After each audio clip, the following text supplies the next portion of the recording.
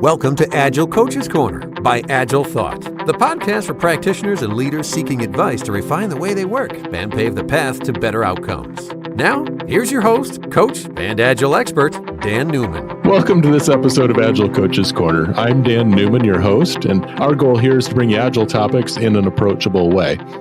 Just a little reminder, though, that the opinions here will be mine and those of Chris Spagnuolo, who's joining me today, and not necessarily those of AgileThought or other companies or other people.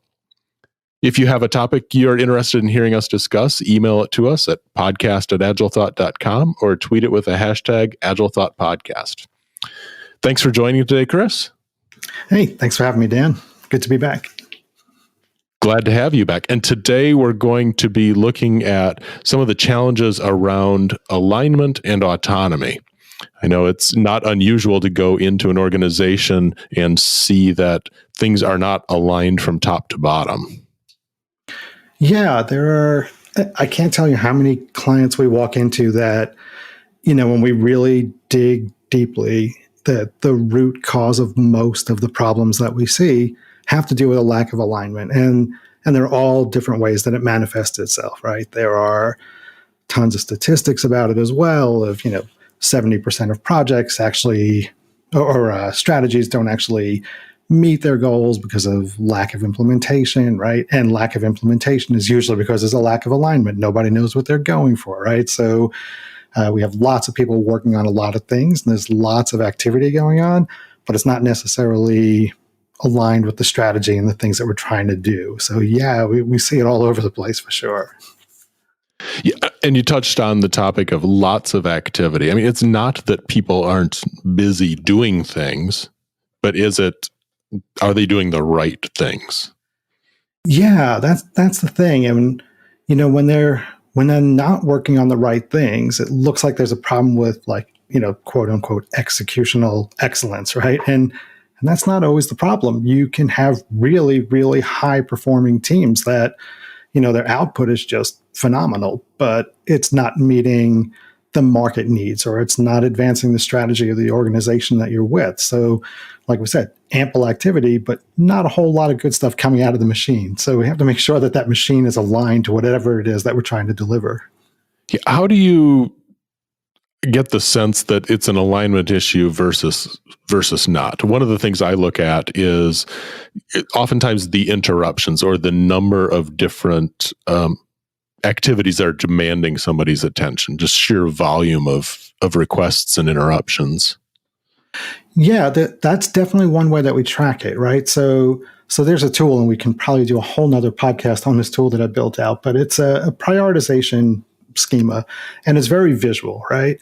And we put all the different opportunities that are in flight up there, and we stack rank them into a pyramid, but we color code them by things that are strategic in nature and the opportunities that we should be working on. And then there's some compliance ones of regulatory things that we may have to be working on. But then we have another color coding for emergent work, right? And those are all the distractions that have nothing to do with our strategy, and more often than not, when we build that map out, places that are misaligned, organizations that are misaligned, most of it is like flashing it's flashing at you. We have too much emergent work, right? There's all these little things coming in from all over the organization that people don't have an objective way to say no to, right? So they need a filter to pass all of those opportunities through to be able to get rid of the ones that aren't strategically aligned and only focus on the things that we need to be focused on.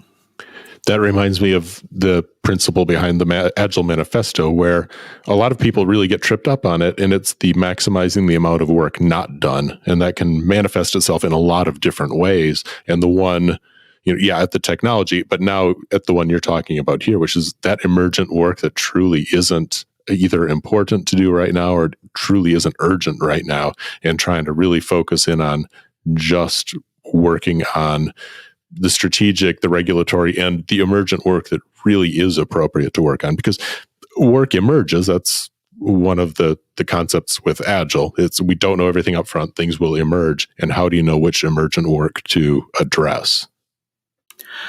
Yeah, and that sort of gets into another problem, right?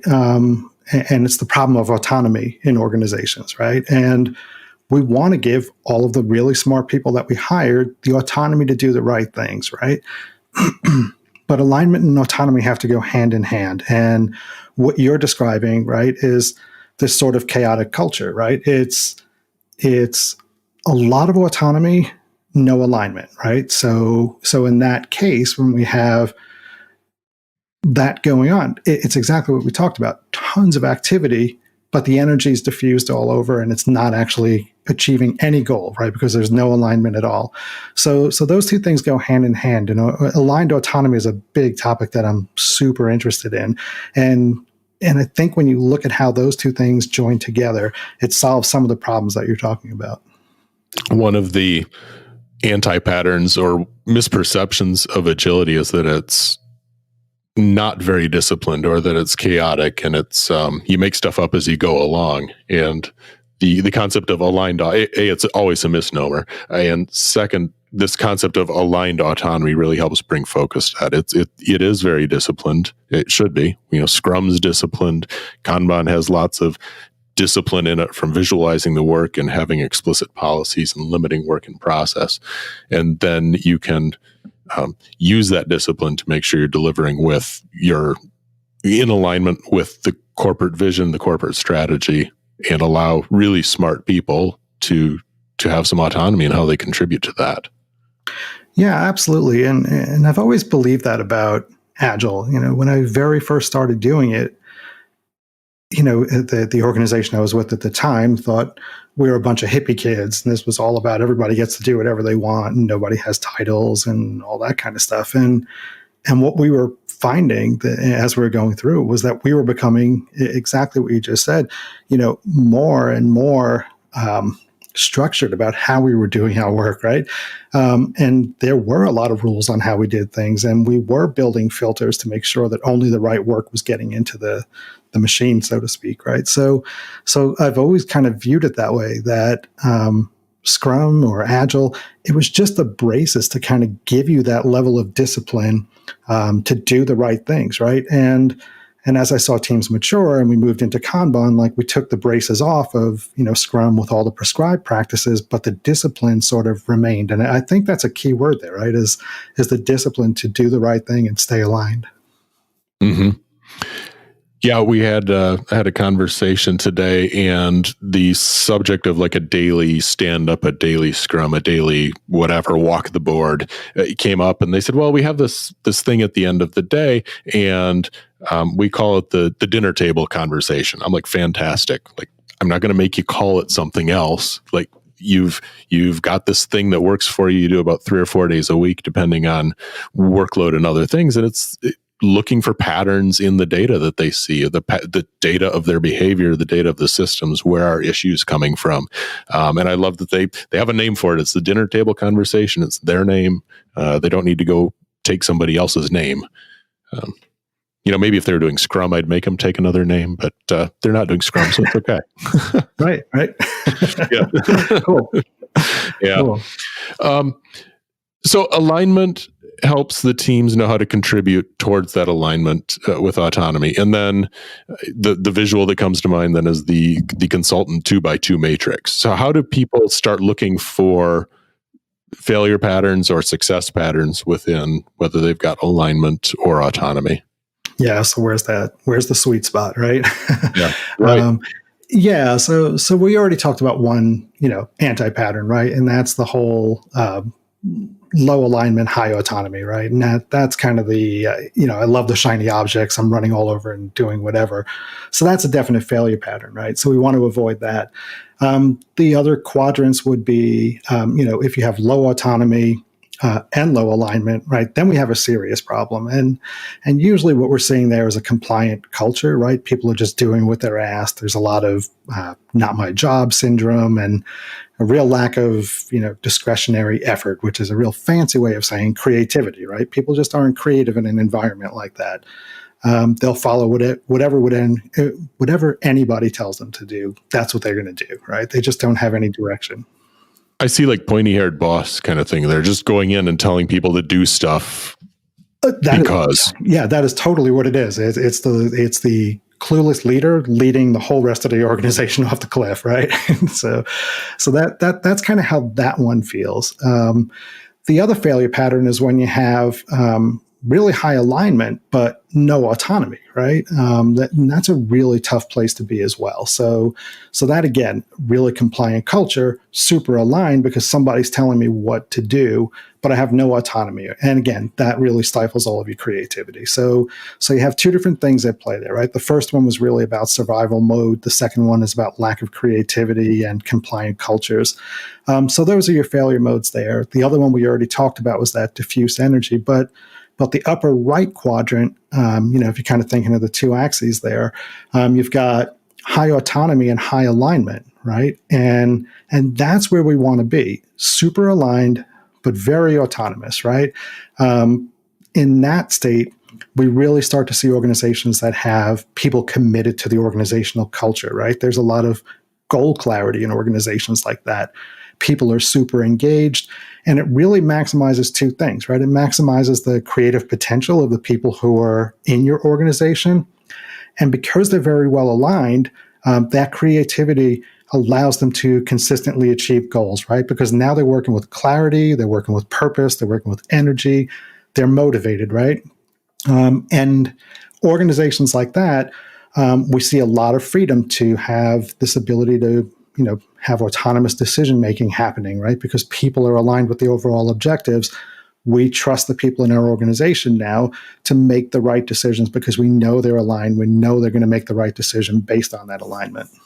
The thought that came as we went through that, so you'd talked about survival mode and some high alignment but low autonomy. For me, that kind of a thought of a traditional military. Of course, General McChrystal's book, Team of Teams, he talks about, I think, shifting away from that high alignment, very low autonomy towards something different with his team of teams. And I don't know if you see that similarly, or because military came to mind for that quadrant, right or wrong. Yeah, military very much comes to mind. That is the command and control quadrant for sure. And McChrystal's book I think he's spot on. I think he really nails it when he talks about that, right? That high alignment's really necessary, but giving the people the right information to make autonomous decisions when you're in the heat of the action, that's really essential, right? That gives us, the real agility in a business to have everybody making decisions in real time without having to go up the ladder, get approvals, come back down, give it to your team, tell them it's okay to do it.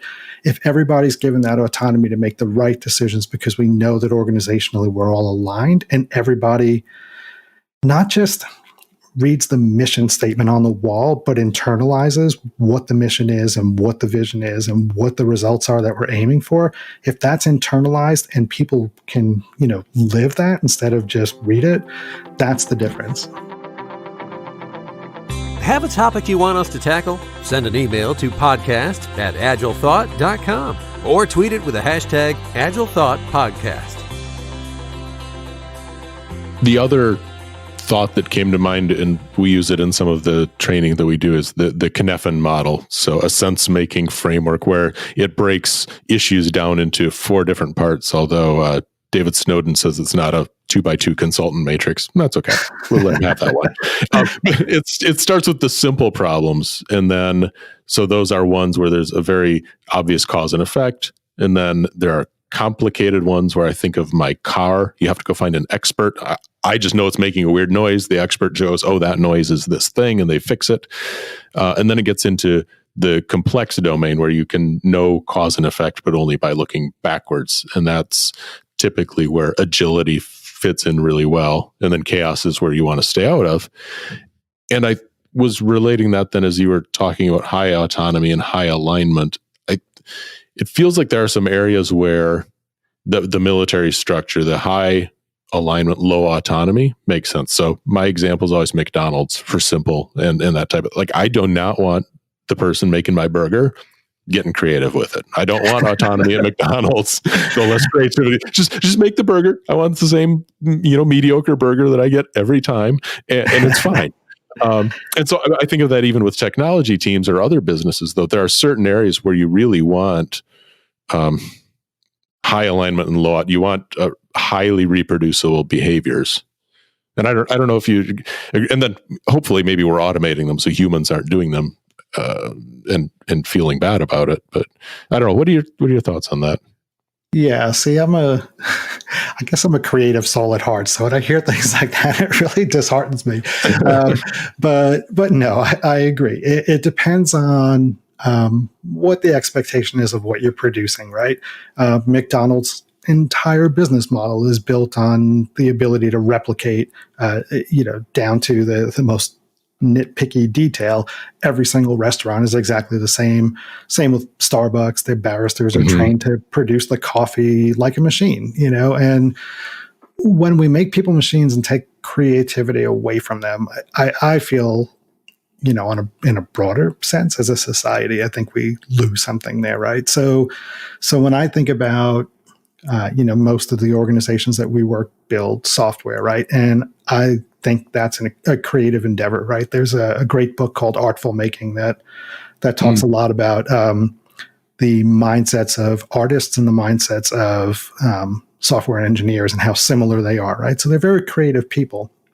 So when I'm working in the technology field and dealing with customers who are building technology and building software, I try to really look at it as a creative endeavor, and how do we create that strategic alignment without taking creativity away from the people whose hands are on the keyboards? Yeah, and I use the McDonald's example. I still think there's probably more autonomy there in some facets. I just don't want it with my burger. So how you treat your customers, the whole franchise model is designed to be highly reproducible with low variance. But then you look at like Southwest Airlines, and they're in a regulated airline industry, but they still have this feeling of fun, and the flight attendants get autonomy within a boundary of sorts. Yeah, and that's sort of what I'm a fan of, right? Is you can play in the sandbox all day long. We're just going to tell you what the sandbox is, right? And within that sandbox, you can build whatever you feel like building in there. So that's where, some of the work that I've been doing lately with OKRs is really focusing around building the boundaries of the sandbox to say, okay, here's where we're playing, right? We're a technology company. Today, we're not building refrigerators. We're building software that supports, a business application. So it gives us a little bit of focus of where we're going, but it doesn't take away your creativity within that focused area. Yeah. And so OKRs, to spell out the 3-letter acronym, objectives and key results, the framework you're alluding to there. And maybe a little kind of OKRs 101. What's the Cliff Notes? Just in case there may be people for which this is new. Sure, the Cliff Notes. We can tag team on it. Yeah, no problem. So OKRs are objectives and key results, and they've been around in one way or another for a little while. A guy named John Doerr started playing around with them when he was at Intel, brought them over to Google. Google now uses them. Netflix uses it. I don't know, just about anybody you can think of, really. I know Spotify's been using it, and Geese and Slack and NerdWallet and tons of other organizations. But an OKR, simply stated, is what you said. It's an objective, a stated objective, and then 2 or 3 key results, the metrics that are going to measure how we're moving towards achieving that objective, right? So the objective is very, I wouldn't say flowery language, right? But it's very qualitative, right? It's inspirational, it's motivating, it's sort of independently actionable thing that we can have our organization decide this is our objective, right? And we make them time bound. We generally do them on a quarterly basis and say, for the next quarter, here's our objective, right? So it's sort of like an organizational mission statement, with a, time box around it, right? For lack of a better word. The key results part of it, those are the measurable results. Those are quantitative. They let us know how we're doing in terms of getting towards there, right? And we check in on those things on a weekly basis. Are we moving the needle, or are we not, right? So an objective can be something as simple as, hey, in the next quarter, we want to launch an awesome MVP. Or it can be, very specific to your business. I was working with a company that does insurance adjusting, right? And they wanted to transform the compliance patterns of the adjusters, right? So that was their objective, right? Key results are a little more numbers oriented, right? And there should always be a number in your key results. It's what needle are we moving and where are we trying to move it to, right? So it could be as simple, again, as like increase sales by 27%, or in the case of our insurance folks, right, it could be increase adjuster compliance by 60% over the next quarter. So simply, that's the high level of what an objective and a key result would look like. Mm-hmm. One of the tips on the key results that I'd heard is trying to take the number as opposed to just an increase to say we want to move the metric from X to Y as a way of keeping track of that. And I don't know, I don't lose any sleep over that distinction, but I thought it was an interesting way to make sure that is a very specific number so that we know how, let's say, a percentage would be calculated. We're really talking about that raw number. Yeah, for sure. And whenever I'm coaching organizations, if we do have key results like the ones I just mentioned, we'll always baseline it to where are we starting from, where are we trying to get to, so we know just how hard that is. So the question is probably hanging around of like, okay, great. So you built an objective and key results. How does this help us with any of what we were just talking about, the whole aligned autonomy thing? So the way it kind of, we'll go through each piece. So the way it helps with alignment, right, is that we cascade OKRs through the organization. And every level that we cascade down through gets to build their own set of objectives and key results that have to align directly to the one above them, right? So if there's a top level OKR, a second tier would look to that OKR and say, okay, what are we going to take out of that my team or my team of teams can accomplish, right? What are our objectives and what are our key results going to be? And then they are free to execute against that OKR however they want to, right? So that gives us alignment to the top level OKR. And it also lets us say, we're going to decide how we're going to move forward on this thing, right? So there's an example that is probably completely overused at this point, but everybody uses the football example. And the whole football example of cascading OKRs goes like this. The top level is, you've got the general manager of the organization, and his whole goal is to make money for the owners, right? And he's going to look at it and say, well, the way I'm going to make money is, I'm going to win the Super Bowl. So win one Super Bowl is, a key result for him. But another key result may be about increasing attendance at the stadium on Sundays, right? And maybe they're a lousy team and they need to increase their attendance to 88% from 80% or something like that. They don't fill the stadium in general, but an 8% increase would be great for them, right? When we would cascade that to the next level, you have all different parts of the football organization, right? You've got the head coach of the actual football team who looks at it and goes, well, I can't do much about filling the stadium. Well, sort of, right? But I can do something about trying to win the Super Bowl, right? So his objective for his organization, the team, is to have a winning season, right? He's going to put together key results based on metrics that he knows are going to deliver, hopefully, what a winning season might be, right? And it may be something about how many yards they need passing per game, or how many, yards on average they need for punt returns to have a winning season. So they're going to put together something like that, right? There may be something around a defensive metric. But there's a lot of other pieces of a football organization besides the team, right? Take public relations. They would look at that objective and set of key results and say, well, I can't do anything to help you win a Super Bowl, but I can definitely help you fill that stadium, right? So they'll take that and they'll create a public relations oriented objective and a set of key results that their team can execute on, right? So it may be something about media coverage or presence in social media, or how many times they're getting their players, featured on local news stations or something like that, right? So each one of those can kind of look at the top level objective and key results, define their own strategy for their own set of teams, and build metrics on how they would move forward. And then you would naturally cascade further and further down, right? Within the football team, we have an offensive line, a defensive line, special teams. Each one of those would look at the head coach's objectives and key results and build their own that align with that, right? So you can kind of see where this goes. It would cascade all the way down, and a lot of organizations will cascade all the way down to individuals. And the whole purpose is to be able to point up through that stack and see how your individual contribution or your team's contribution is directly aligned with the top level goal of the organization. So that gives us tons of autonomy, and it's also letting us decide how we're going to execute and what strategy we're going to build to help meet that top level goal. So is that a good enough 101? That's beautiful, and I didn't realize the football thing had been overdone, but maybe not yet. It's getting there. Getting there? Okay, well, we'll maybe come up with another one for next time.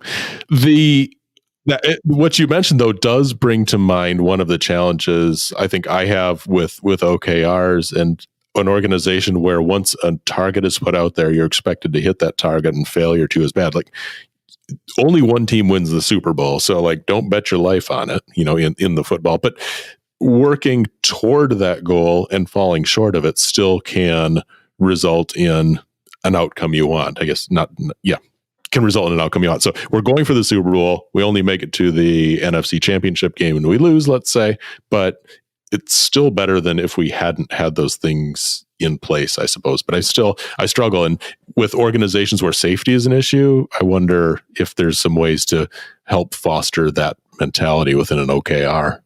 Yeah, so that's a really interesting point you bring up. And when I'm coaching and consulting, I never talk about OKRs as solid goals, right? It's not that you have to achieve this, otherwise you failed. And while OKRs are a goal-setting system technically, I kind of look at them as a very educational system, right? And I think it's because of, working in Lean and working in Agile for so long that we're always retrospecting, that I kind of look at OKRs as, hey, on a weekly basis, you have a chance to figure out if what you're doing is moving you in the right direction. And on a quarterly basis, you have a chance to reevaluate, was our strategy right? Were these OKRs the right ones? And it lets us adapt much more quickly than having big, 2-year or 5-year plans that, by the time we get that far down the line, we've screwed our business completely, right? Like, I like the adaptability of it, right? And what I usually coach teams towards is kind of what you just said, right? Like, set a really hard goal. You don't want to set easy goals. If you set an easy goal, you're going to sandbag it and meet it every time, right? And it doesn't really push your company to do anything special or different. So set your goals difficult, make them difficult, make them, a 50-50 chance that you're even going to hit that thing. And then if we get to, at the end of the quarter, we do a review and you hit, 60, 70% of that goal, that's probably much better than you were doing before you did OKRs, right? And to your point, you're getting something that was moving you in the right direction.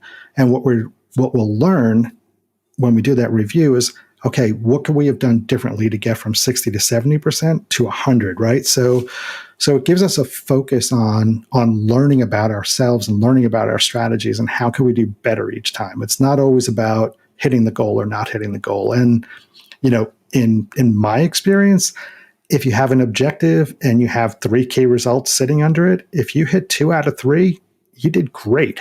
Like that is a really good thing. And it lets you look at that 3rd key result and have some learnings around that, or decide maybe that just wasn't the right tactic, right? Or maybe the objective was slightly off. And on a quarterly basis, we can adjust those things and get better and better at doing these. It's that whole, it's a journey, it's about the journey, not the destination. That kind of comes to mind with OKRs. It's a journey. Yeah. It's a journey towards that objective and the key result. Well, cool. We are coming up on our time box. I know for me, time flew today. Hopefully for folks listening, it did as well. Is there any last thing about OKR that you'll be disappointed if we didn't touch on before we end? Oh, we can talk about it for come back for part 2. Maybe we should, because there are there are interesting ideas on how to implement it, right? There are definitely failure patterns to people who abuse or misuse OKR. So maybe we can do that. Have another session and talk a little bit about that. I like that. I like the failure patterns, and I don't know, just human evolution. I think we learn from things that don't go well. It's like, it hurts when I do that. Maybe I should not do that. Yeah, for sure. Are you? Give you a chance. Are you reading anything interesting these days, or what's inspiring you? I think last time it was a little bit about music. So currently I'm reading How Music Works from David Byrne, and it's a really interesting take on the music industry in general. And he each chapter looks at how music is made from different perspectives and the different influences different components have on it. Some of it is about where music is made, right? So what the physical environment does to affect music. There's a whole thing on how technology has affected music production. But a really interesting chapter is on collaboration. And I think a lot of people can really get a lot out of that. So it's really interesting seeing how different musicians collaborate with each other. And there's this interesting thing that I was reading about, and it's looking at written scores in a graphic way instead of a written score of notes on a page that you have to play exactly. And it has a lot to do with what we're talking about now, this aligned autonomy thing. And it doesn't seem as crazy as it seems. The scores don't specify which notes to play. They just suggest higher or lower pitches as the lines wander up and down on this visual score. And they visually express how the players are supposed to relate to one another. So there's this alignment about where the conductor wants this music piece to go, but the musicians have the autonomy to sort of figure out how it's going to be expressed. So it's really interesting and how that relates to the conversation we were just having. So super cool book if you have a chance to check it out. That's very cool. I might, I think, use my new Audible credit and maybe see about picking that one up. Something to listen to on the airplanes. Outstanding. There you go. Very cool. Look forward to it. Hey, thanks for joining today, Chris. And I guess we have a part 2 to get out sometime soon. All right. Sounds great. All right. Thanks, Dan. Thanks. This has been the Agile Coaches Corner podcast, brought to you by AgileThought. Get the show notes and other helpful tips from this episode and other episodes at agilethought.com/podcast.